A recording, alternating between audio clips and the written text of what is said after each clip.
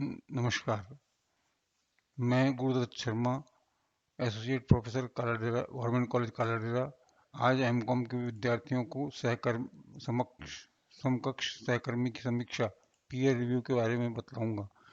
Peer शब्द का आशय है अपने समान स्तर पर कोई व्यक्ति। समीक्षा का अर्थ है अतीत का या पूर्व अवधि का किसी विषय वस्तु को से संबंधित मूल्यांकन। सामान्य भाषा में सहकर्मी की समीक्षा से तात्पर्य होगा किसी व्यवसाय द्वारा किए गए उसी के समकक्ष किसी दूसरे विषय द्वारा समीक्षा करना।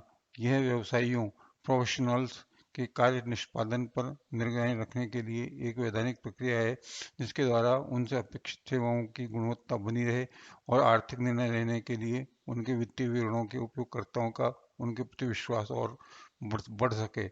ICAI 2002 के अनुसार समकक्ष सहकर्मी की समीक्षा पीयर रिव्यू का अर्थ है कि प्रणालियों तथा प्रक्रियाओं की जांच करना व समीक्षा करना, यह जानने के लिए कि व्यावसायिक मानकों के अनुसार अनिवार्य है, सुनिश्चित करने के लिए हो रहा है अथवा नहीं, तथा समकक्ष अवधि में ये प्रभावी है या नहीं। किसी व्यावसायिक इकाई की जांच व समीक्षा के द्वारा एक समीक्षक रिव्यूअर द्वारा संपन्न की जाएगी, अर्थात बोर्ड द्वारा बनाई गई समीक्षकों की सूची द्वारा संपन्न की जाएगी। पैनल में चयनित एक सदस्य के द्वारा यह कार्य संपन्न किया जाएगा। व्यावसायिक इकाई पद का अर्थ है कि व्यवसाय कर रहे सदस्य, चाहे वे अकेले व्यवसाय में रहते हैं या चार्टर्ड अकाउंटेंट की फर्म के रूप में। समकक्ष सहकर्मी की समीक्षा के उद्देश्य, objectives of the peer review. समकक्ष सहकर्मी की मुख्य उद्देश्य निम्नलिखित हैं।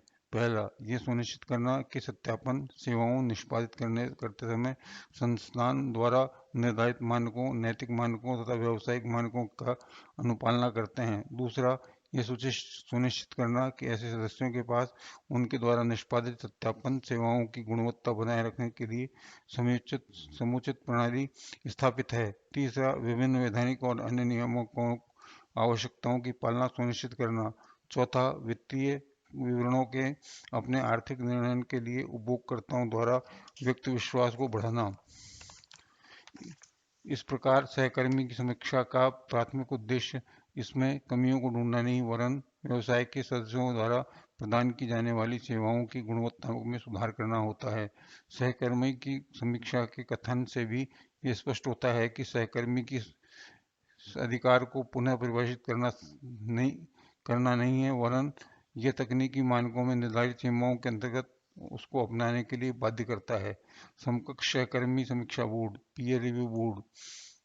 Institute of chartered accountants of India की परिषद ने सत्यापन कार्य में लगे हुए व्यवसायी सदस्यों की सेवाओं की गुणवत्ता बनाए रखने और उसमें सुधार करने के लिए समकक्ष सहकर्मी समीक्षा बोर्ड का गठन किया था। बोर्ड में अधिकतम 12 सदस्य परिषद द्वारा नियुक्त किए जाएंगे। इसमें कम से कम 9 परिषद के सदस्यों में से होंगे। बोर्ड के शीर्ष सदस्यों का चयन बाहरी संस्थाओं और उच्च सत्यनिष्ठा और प्रतिष्ठा वाले प्रमुख व्यक्तियों में से किया जाएगा। ऐसे व्यक्ति यथासंभव चार्टर्ड अकाउंटेंट होंगे।